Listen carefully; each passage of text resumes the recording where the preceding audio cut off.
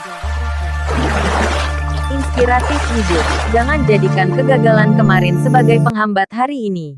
Semangat untuk membuat hari esok lebih baik melalui hari ini.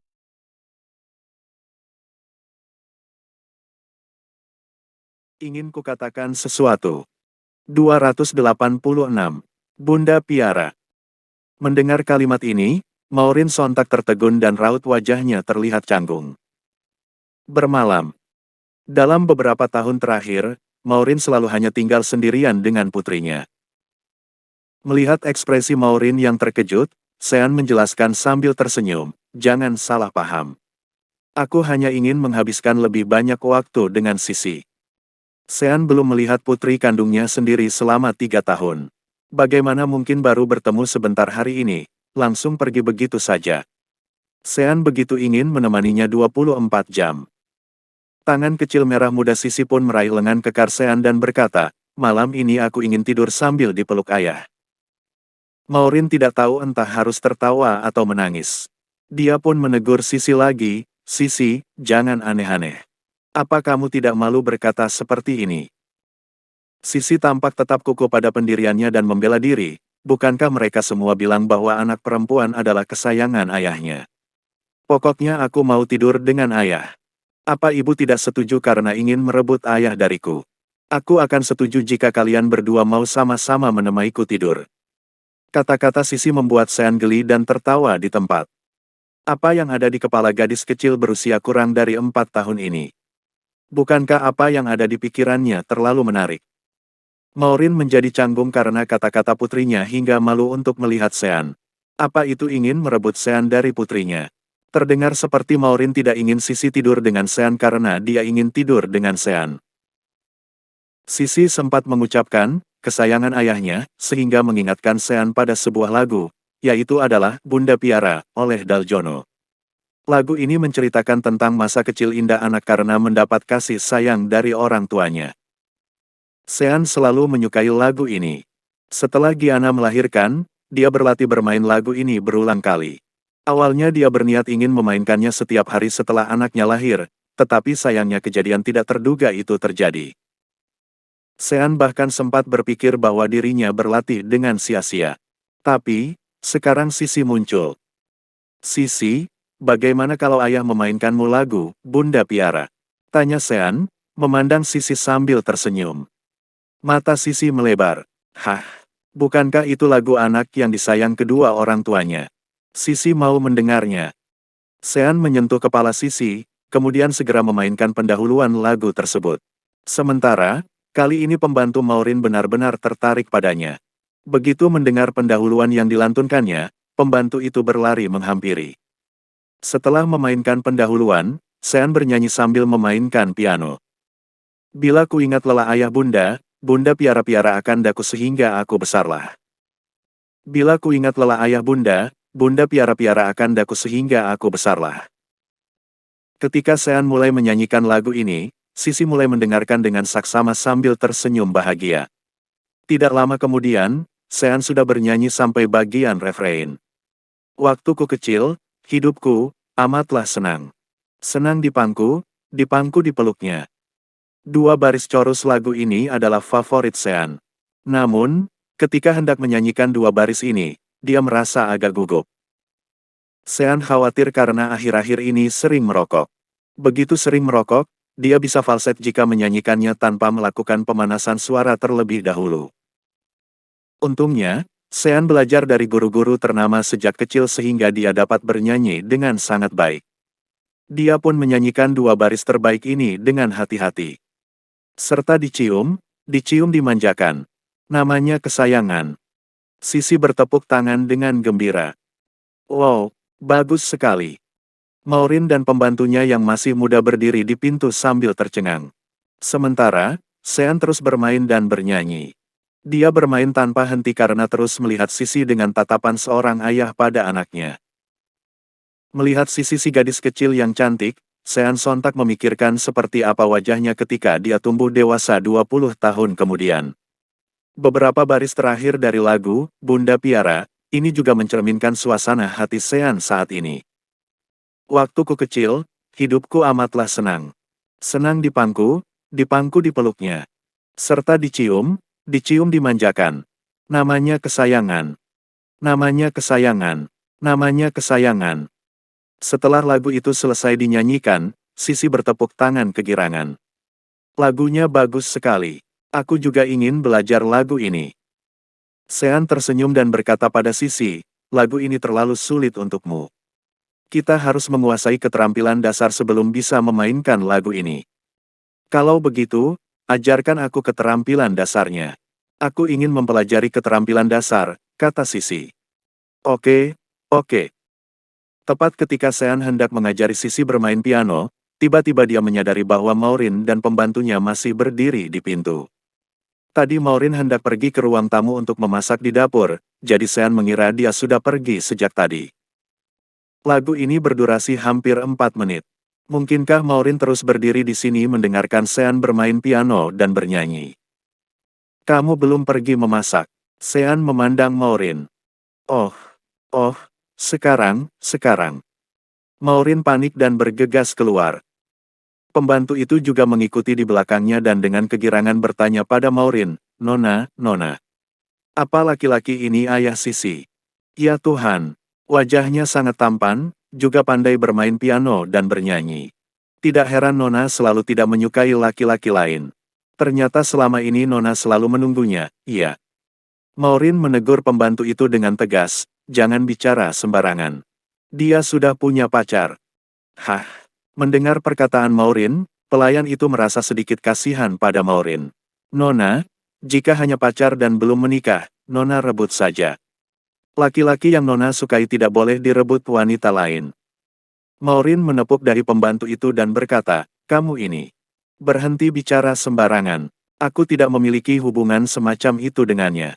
Sudah, cepat bantu aku mencuci sayuran. Aku mau memasak. Pembantu itu berkata sambil tersenyum, masih saja bilang bukan hubungan semacam itu. Nona bahkan tidak pernah turun ke dapur, tapi hari ini bahkan ke dapur untuk memasak sendiri. Hehe. Maureen memelototi pembantunya hingga tidak berani berbicara lagi. Dia mengambil sayuran dengan patuh, lalu pergi untuk mencucinya. Pada saat ini, Sean sedang mengajari Sisi bermain piano. Sean mendapati bahwa sekarang Sisi sudah mempelajari gerakan yang benar untuk bermain piano serta beberapa melodi sederhana, jadi seharusnya dia sudah cukup lama belajar bermain piano. Sean sangat berterima kasih pada Maureen karena menyuruh Sisi belajar piano. Itu karena rencananya juga seperti itu. Putrinya harus belajar piano.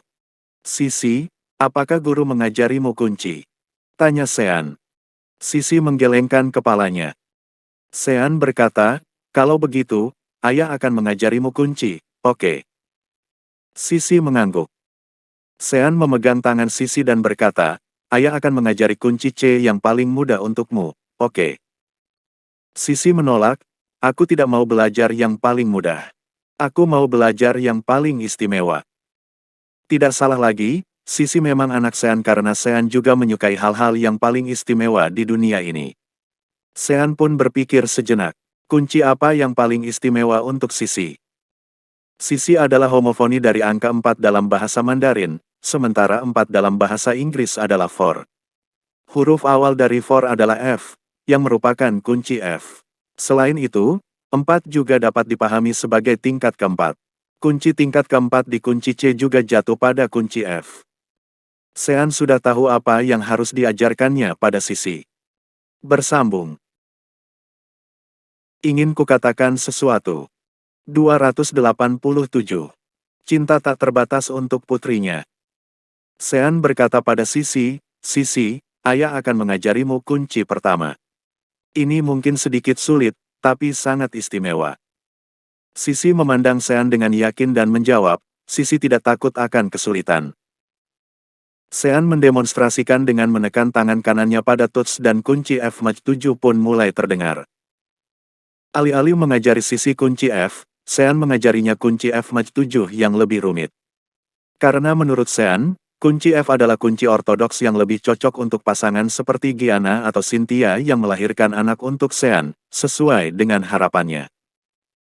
Kunci F maj 7 memiliki tambahan E, Mi, dan warna kuncinya lebih tegas dan istimewa. Sean merasa bahwa ini adalah warna Sisi. Karena tangan kecil Sisi tidak bisa memainkan 4 nada F, A, C, dan E secara bersamaan, Sean memintanya untuk memainkannya secara terpisah. Dia menyuruh Sisi mengulangi 4 nada F, A, C, dan E berulang-ulang.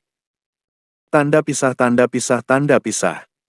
Setelah 1,5 jam, Sean melihat hidangan di atas meja dan berkata terus terang, "Nona Maureen, kamu masak begitu lama, tapi hanya menghasilkan 2 hidangan ini. Hanya ada 2 hidangan sayur di atas meja dan tidak ada daging. Selain itu, juga ada sepanci kecil sup dan nasi." Maureen sangat malu, namun mengaku, Aku tidak pandai memasak." Sean menunjuk ke gadis muda di luar rumah dan bertanya, "Bagaimana dengan dia?" Maureen berkata, "Dia juga tidak bisa. Tugas utamanya hanya membantuku menjaga Sisi ketika aku lelah. Biasanya aku vegetarian, jadi aku tidak terlalu peduli dengan apa yang aku makan."